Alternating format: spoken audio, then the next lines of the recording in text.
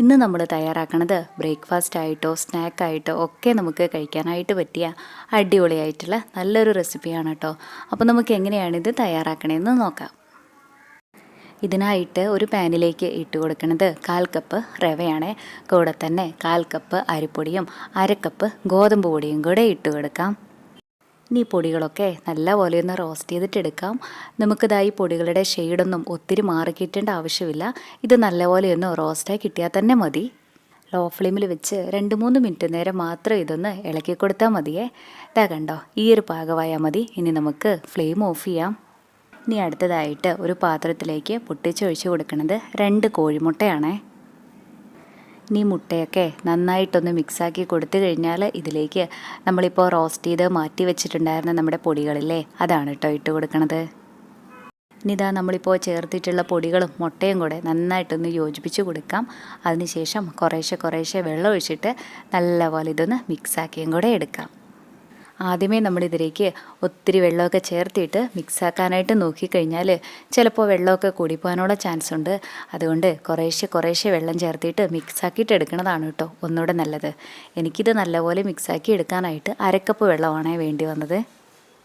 ഇതാ കണ്ടോ, ഈ ഒരു കൺസിസ്റ്റൻസിയിലാണ് നമുക്ക് ഈ മാവ് കിട്ടിയിട്ടുള്ളത്. നമ്മുടെ ദോശമാവ് പോലെ തന്നെ. ഇനി ഇത് 10 മിനിറ്റ് നേരം ഒന്ന് മാറ്റി വയ്ക്കുകയും കൂടെ ചെയ്യാം. 10 മിനിറ്റ് കഴിഞ്ഞപ്പോൾ ഇതാ കണ്ടില്ലേ, നമ്മുടെ മാവൊക്കെ ഒന്നും കൂടെ തിക്കായി വന്നിട്ടില്ലേ. ഇതിലേക്ക് ചേർക്കുന്നത് മീഡിയം വലുപ്പമുള്ള ഒരു സവാള, അതായത് ഇതുപോലെ കുഞ്ഞായിട്ട് അരിഞ്ഞെടുത്തതും കുറച്ച് ഗ്രേറ്റ് ചെയ്തെടുത്തിട്ടുള്ള ക്യാരറ്റും കൂടെ തന്നെ കുറച്ച് മുരിങ്ങയിലയുമാണേ.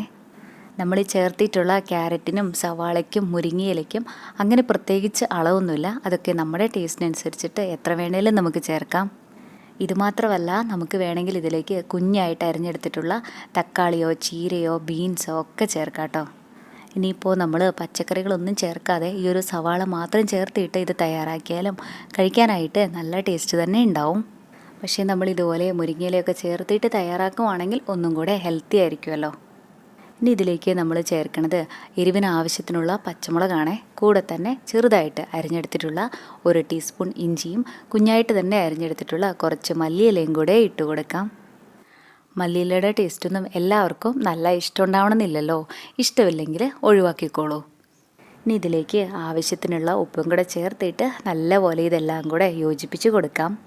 ബ്രേക്ക്ഫാസ്റ്റ് ആയിട്ടോ സ്നാക്കായിട്ടോ ഒക്കെ നമുക്ക് കഴിക്കാനായിട്ട് പറ്റിയ നല്ല രുചിയുള്ള ഓംലെറ്റാണ് കേട്ടോ ഇത്. എല്ലാവർക്കും തന്നെ നല്ലപോലെ ഇഷ്ടമാകും. നമ്മുടെ ചാനലിൽ കുറേ വെറൈറ്റി ആയിട്ടുള്ള നല്ല റെസിപ്പീസൊക്കെ ഉണ്ട്. കണ്ടിട്ടില്ലെങ്കിൽ ഒന്ന് കണ്ടു നോക്കണേ. അതുപോലെ നമ്മുടെ ഈ ചാനൽ ആദ്യമായിട്ടാണ് കാണുന്നതെങ്കിൽ സബ്സ്ക്രൈബ് ചെയ്യാനും മറക്കല്ലേ. അതായത് നല്ലപോലെ യോജിപ്പിച്ചെടുത്തിട്ടുണ്ട്.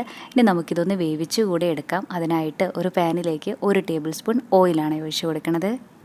ഈ ഓയിലൊക്കെ ചെറുതായിട്ടൊന്ന് ചൂടായി വരുന്ന സമയത്ത് ഇതിലേക്ക് 1/2 ടീസ്പൂൺ കടുകും 1/2 ടീസ്പൂൺ ഉഴുന്നുപരിപ്പും കൂടെ ഇട്ട് കൊടുക്കാം. ഒപ്പം തന്നെ കുറച്ച് കറിവേപ്പിലയും കൂടെ ചേർക്കാം. ഇനിതാ നമ്മുടെ ഈ കടുകൊക്കെ ഒന്ന് പൊട്ടിക്കഴിയുന്ന സമയത്ത് ഇത് ഈ പാനിൻ്റെ എല്ലാ ഭാഗത്തുമായിട്ട് ഇങ്ങനെ ഒന്ന് ആക്കി കൊടുക്കുകയും കൂടെ ചെയ്യാം. ഇനി ഇതിലേക്ക് നമ്മളിപ്പോൾ മാറ്റി വെച്ചിട്ടുണ്ടായിരുന്ന ഈ ഒരു മിക്സിലെ ഇത് നമുക്ക് ഒഴിച്ചു കൊടുക്കാം.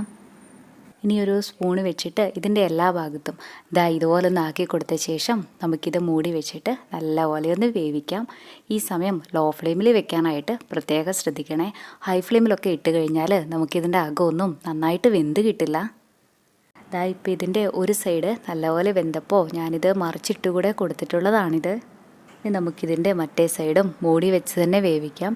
പെട്ടെന്ന് തന്നെ ആയി കിട്ടും, ഒത്തിരി സമയമൊന്നും എടുക്കില്ല. ഇപ്പോൾ ഇതിൻ്റെ മറ്റേ സൈഡും നന്നായി തന്നെ വെന്തിട്ടുണ്ട്.